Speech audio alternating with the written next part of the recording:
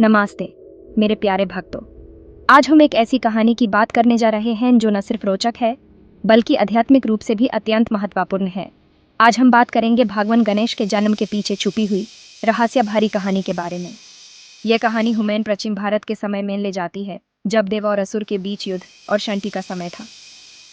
तो चलिए शुरू करते हैं।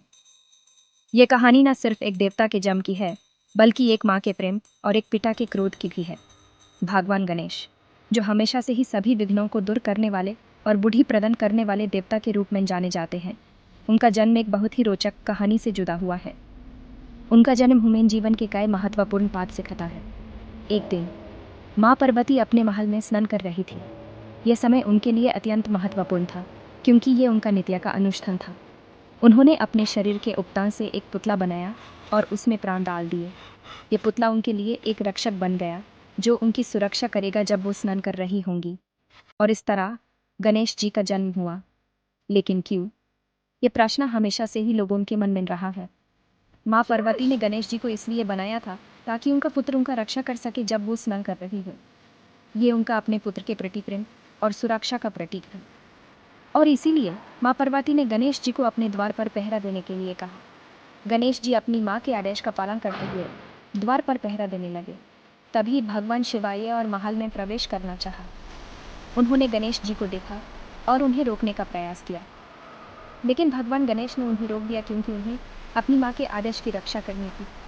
ये उनका कर्तव्य था और उन्होंने अपने कर्तव्य का पालन किया। भगवान शिव को ये बात बर्दाश्त नहीं हुई और उन्होंने अपने त्रिशूल से गणेश जी का सिर काट दिया।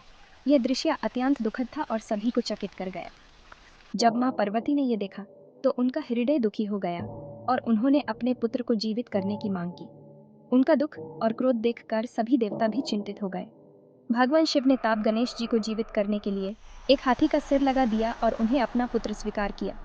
ये एक नया जन्म था जो गणेश जी को और भी विशेष बनाता है। इस तरह गणेश जी का जन्म और पुनर्जन्म हुआ।